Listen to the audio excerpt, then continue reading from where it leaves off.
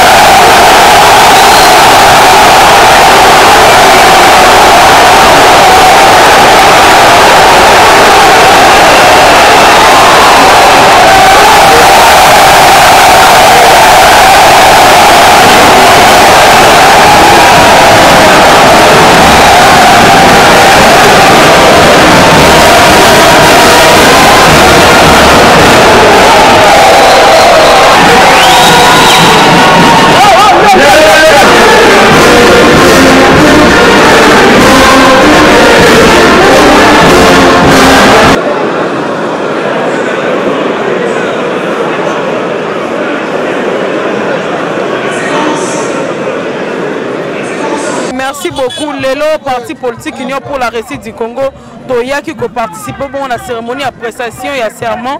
Il y a 3 juges qui nommés dans la Cour constitutionnelle. Bon, mon président, il y a parti national, il y a Union pour la réussite du Congo, Azala qui est en voyage, mais à 4 pour participer. Et là, c'est que prestation et serment, et ça déjà Makambwa Sikawe Bandi Namboka. Il y a un Pengai comme secrétaire général, il y a Urko Naya qui ensemble le président national pour participer à la cérémonie auto. Féliciter Baji Jouana. Bichon tous là derrière Bango, Bazali Baji, il y a Urko, Baza Baji, il y a UDPS, mais Baza Baji, il y a Congolais Nyoso. Bagosala musana bango na ndenge esengeli. Oui, lobby lelo tozana ba problème ebele Congo zo souffrir na mambo ebele. Pourquoi? Parce que ba jisho basala ki na kala. Basala ki musala na ndenge esengela ki te pour bande ko zo ba injonction bande ko uta na gauche to na droite. Mais le président Félix Antoine Tshisekedi Tshilombo aye ko lakisa ka ko changer réellement pouvoir judiciaire, aye ko changer réellement mboka Congo abandi non na justice. Oh justice lelo est commis indépendante, pe est commis na ba animateur ya malamu to soutenir ba animateur to soutenir président Félix asana ma mususu ya malamu ki ko sala pona mboka mais yemo ko kokate esengé na biso to telema ngo biso parti politique Union pour la réussite du Congo comme allié fort ya IDPS allié sur terrain to lobaki non il faut to zala to participer pour mona ki ba militant na biso ensemble na Ligue des jeunes bazala ki wana pe biso ba autorité ya parti to zala ki tina kati to moni prestation serment ya ba juge ndenge leki pe président yemoko a sepeli na prestation ngo pe biso ba congolais na tozana esengo. En tout cas, on est sur qui kolobaka que to komi sikonde na avenir à sika autre un avenir meilleur pour le Congo et bandinde lelo. Tozana esengo makazi.